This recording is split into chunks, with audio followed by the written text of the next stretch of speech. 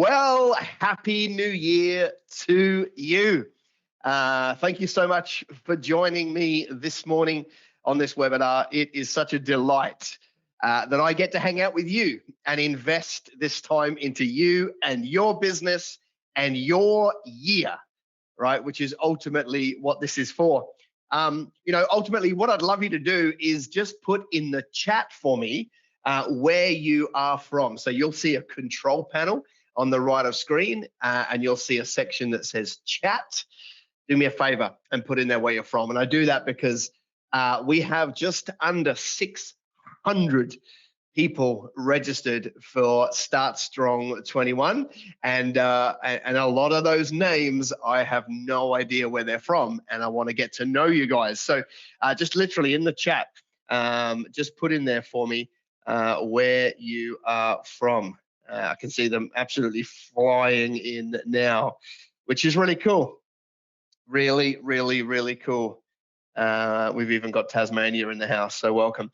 All right, so each morning for approximately 20 minutes, all I really want to do here is like I want to have my best year ever in business, and not just for myself. I want you to have your best year ever in business, and that's going to look like many different things.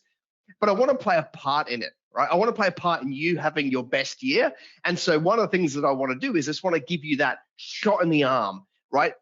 Some of you aren't even back to business until next Monday, and you're still joining me even though you're on holidays because you want that shot in the arm. So that's really all I'm trying to do here. 20 minutes hanging out 7 days in a row, talking about different things, just give you that momentum, that energy, that pressure, that push, that pull, whatever you need so that you can come out of the blocks as fast as you possibly can. And of course, the earlier you get momentum, the more ground you can cover and the better year you're going to have, right? So that's the name of the game. That's why I'm doing this. And we're going to try and have a bit of fun doing it as well as we go. Today's is a little bit more foundational. We're going to get into some more tactics in subsequent days. But today, ultimately, I believe that for things to change, first, I must change, right? For things to change, first, I must change, which is different to how a lot of people think. A lot of people think for things to change, I need a new government. For things to change, I need coronavirus to stop. For things to change, I need a better team. No. They're all very good thoughts, but actually, we should take extreme ownership over our future. And so to do that, for things to change, first, I must change. And so we've got to work on ourselves first, and that's what we're going to be doing here, basically covering 3 little topics. Before we do, I think that I always want to hold in front of us a reminder of what it is that sets us apart as kingdom entrepreneurs, as Christians in business. Ultimately, there's a lot of businesses out there. Australia alone, and we've got representation from broader than Australia, but Australia alone has 2.2 million businesses, actually just a little bit more.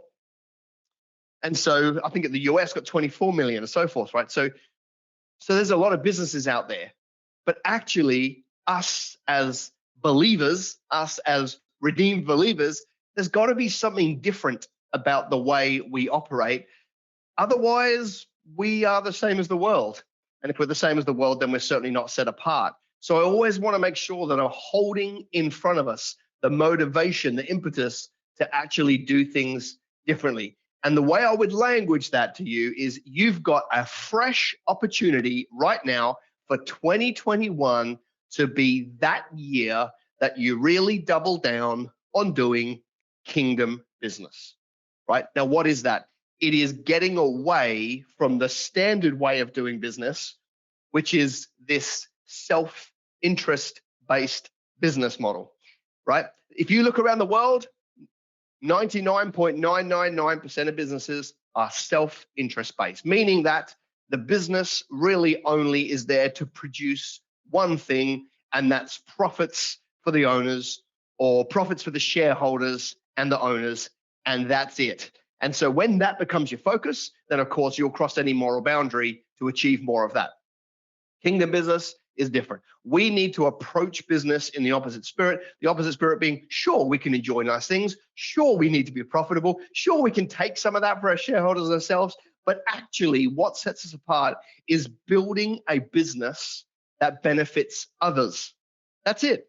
Getting away from self-interest based business and getting towards others interested business. And if you want a biblical example of that, the most simple one, of course, is go right back to the very beginning of the Bible and look at Cain and Abel. It comes time for an offering, time to bring their offering to the Lord. One brings fat portions of the best animal, one brings a few vegetables. And the Lord says to the one that brings vegetables, sin is crouching at your door and you need to learn to rule over it. When we start to withhold, when we do business just for ourselves, then the Lord would say to us, sin is crouching at your door. It wants to devour you. You need to learn to rule over it. And so the way that we get around that is we approach 2021 in business saying, Lord, I want my business to benefit and prosper others as well as myself. That'll look like a million different things. That could look like giving to church, giving to organizations, funding your assignment, whatever.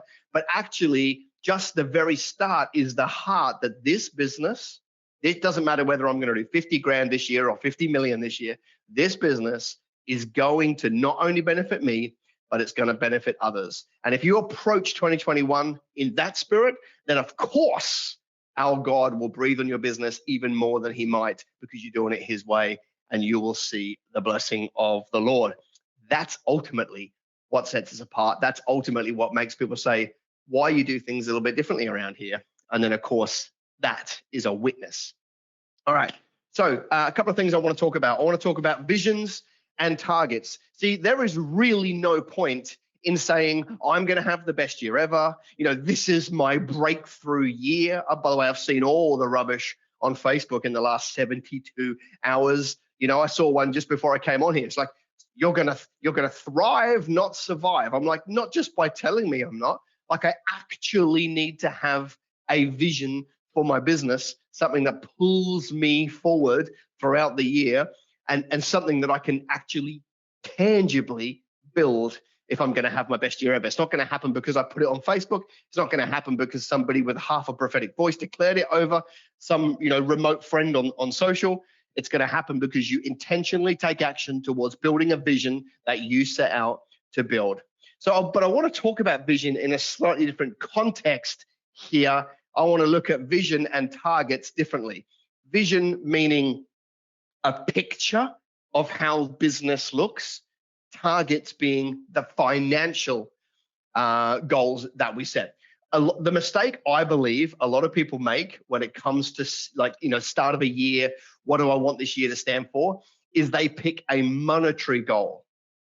Now, I'm a big fan of monetary goals, right? But actually, I think that's different to casting vision, right? So if you get up and decide, okay, this year we're going to do 100 grand, and that's a stretch for you, or 1 million or 10 million or 100 million. Like, if you just say, listen, that's all I really care about is hitting that one figure, you'll probably end up doing damage to yourself, your brand, and your momentum, because you'll start to create outcomes that drive towards that one big outcome, but you could actually hit your big financial target and completely obliterate your brand on the way through, right? So you could end up doing behavior that doesn't actually help you.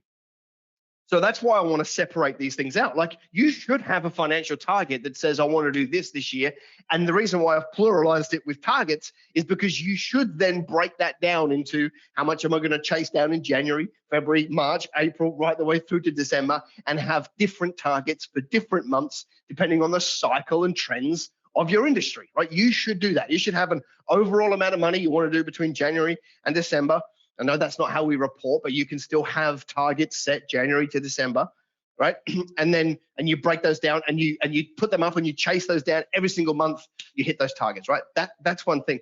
But actually, if that's all your vision is, it's gonna feel rubbish, and you could jeopardize your business. I want us to explore a little bit more around the vision of the actual organization. I think if you were to start to get your head around the organization you want to build this year, and then you go build that organization, the byproduct of growing that organization will be greater output. The byproduct of greater output will be hitting the revenue targets that you set. but actually chasing money is so futile that I would put it lower in terms of vision than I would actually getting a clear picture, a crystal picture about the organization that you want to build. So I want to put this to you. Imagine if you actually got real clarity at this time of year on the size of the team that you want to have around you by December this year, right? So, and by the way, that could be adding one person. It could be adding 15 people. It could be adding 50 people, depending on how quickly you want to scale and grow. But actually, if you said, okay, well, like in terms of vision this year, we're a team of 7. By December, I want to be a team of 15 people. That starts to get you like, I'm employing, I'm loving having people around me. It's got a good culture in my business. You know, we can vibe together. We're going to do more output, new ideas. Like when you start to cast vision that way, all of a sudden it's easier to get handles on how to do it than it is to go, I want to do $1 million, right? So I want you to consider what's the size of the team that you want to build this year. How about this one? I'm a really big fan of deciding at the start of the year how many people you want to serve this year. Customers. But instead of looking at them like a transaction, actually going, right, well, we currently get the privilege of serving 170 people in a year. Actually, what would we have to do to serve 340 people this year and double the amount of customers that we have? But actually putting it through the lenses of I want to serve this many people forces you to then think about your systems and processes and staff and payroll and marketing to then back up how to serve that many people. And of course, if you serve that many people, then the financial targets will look after themselves. What about this one? What if you had a vision this year for more locations, right? And maybe it's not physical locations. Maybe it is. Maybe it's I'm on the Gold Coast and I want to do the whole Eastern Seaboard, or I'm in Brisbane and I want to do Melbourne, or I'm in Brisbane, but I want to do online. What if you actually set a vision for just expanding your reach through locations? What if you actually set a vision for more products and more services, right? Adding product lines to your business is a good idea because you can go back to your current customers and sell them a second or a third or a fourth product, which is just going to make you more money. Or of course, you innovate a brand new product, go find the market and sell it to them, and you get more revenue. Well, I guess what I'm trying to say to you is imagine if the conversation around vision was less about money and we just put that in the targets column and we actually started to build a vision for the organization, starting to get clarity of what that will look like in December this year. Then, of course, you can work backwards from there to go and build it, all right? If you don't have clarity now, then it's not going to come when you start to get really busy in late January, February, March, April. Like it's not. Now is when you just decide that's what I'm going to go build. All my decision making lines up to that outcome, and now I'm intentional every day to go and build that vision. That is probably going to take you no more than sitting down with a notepad and a pen and one coffee for you to start to get clarity on that, and then you can communicate that vision with the team, and they'll all rally around to want to help you build that. They're not going to get as excited as rallying around to build that. They'll do that because it's a target and we chase it, but actually the passion and the discretionary effort from your team will come because they want to build out your vision. All right. The second thing I want to talk to you about this morning to work on you is your disciplines. You know, like I said before, everyone's saying this is my breakthrough year, and they're all hanging on to the prophet that puts out a word every single day to try and make it relevant. Like let me say to you that this will not be your breakthrough year unless you intentionally take the action to produce that outcome. It won't, right? We are too smart now to think that, you know, just by wishing it and willing it, it's going to happen. No, this will become your breakthrough year if you do life by design instead of life by default.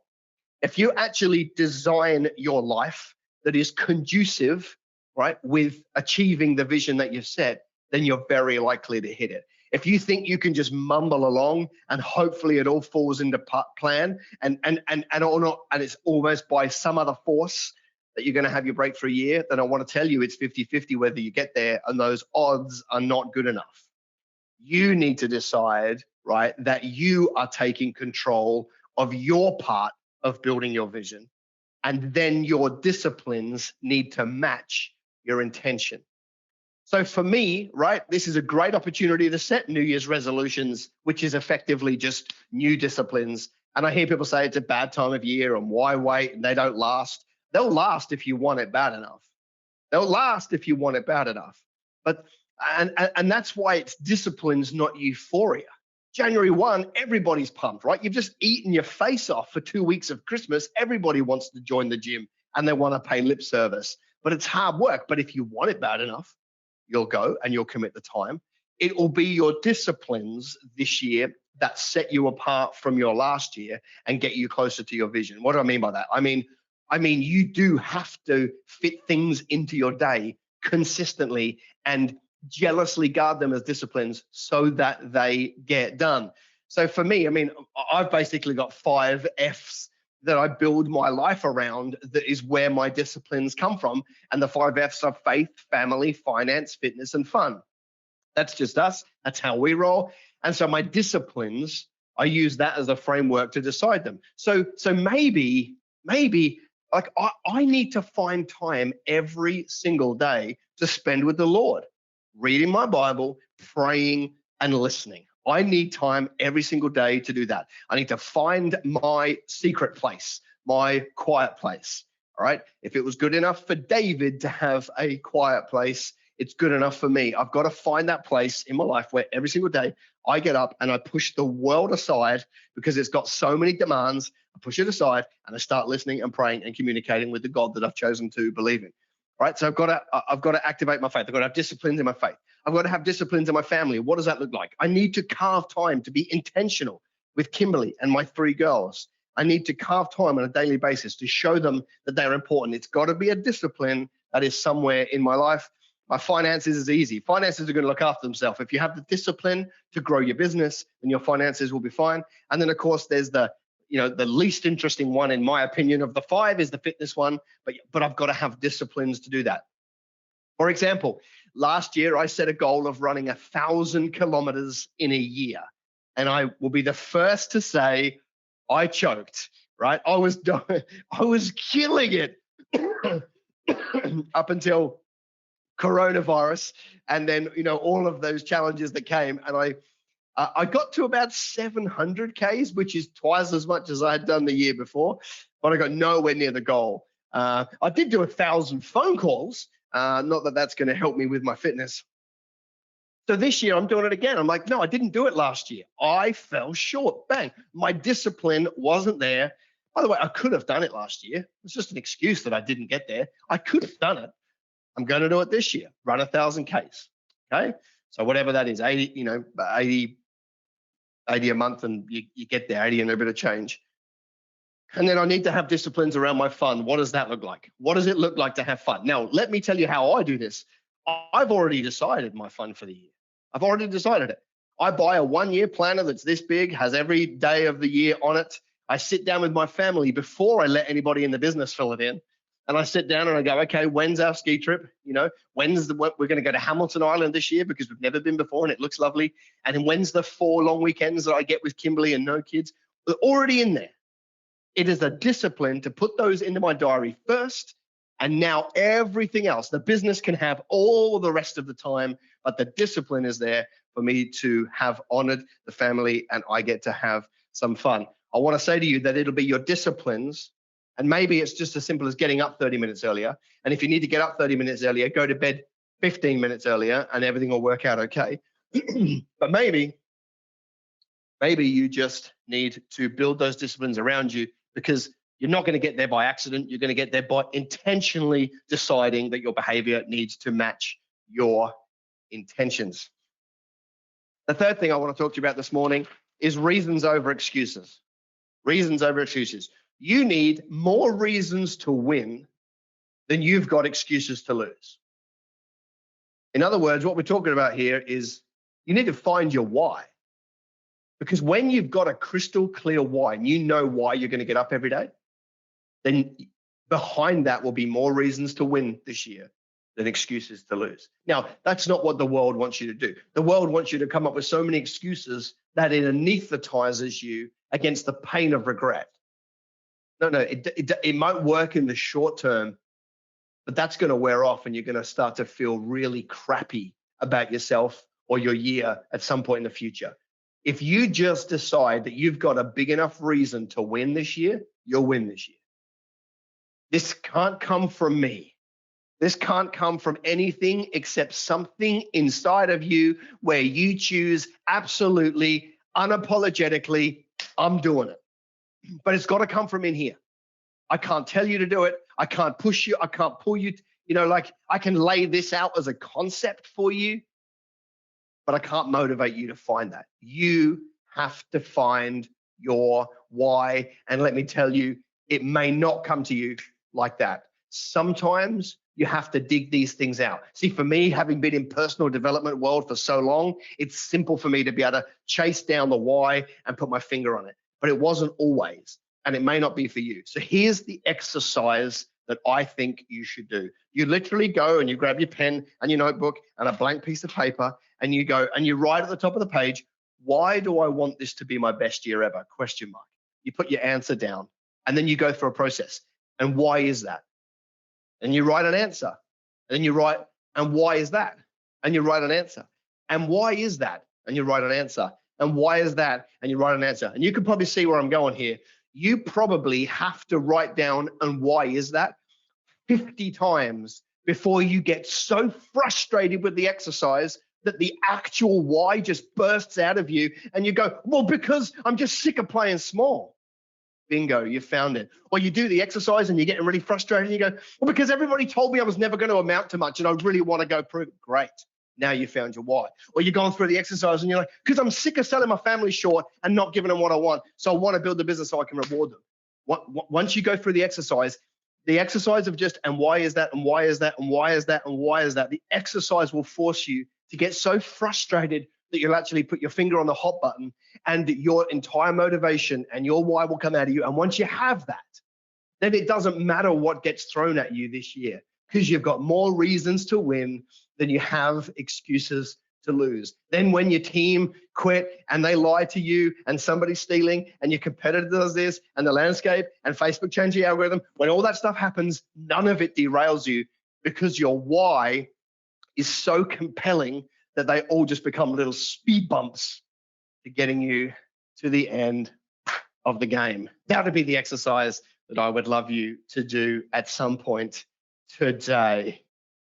All right, guys, I appreciate the fact that you've been watching along and I've already gone a little bit over time. I want to honor the 20 to however many minutes I said.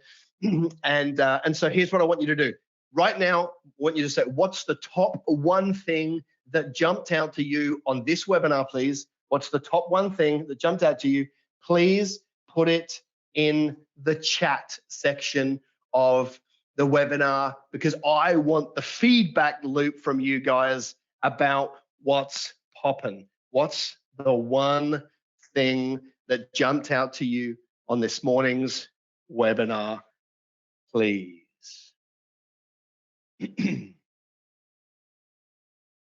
Very good.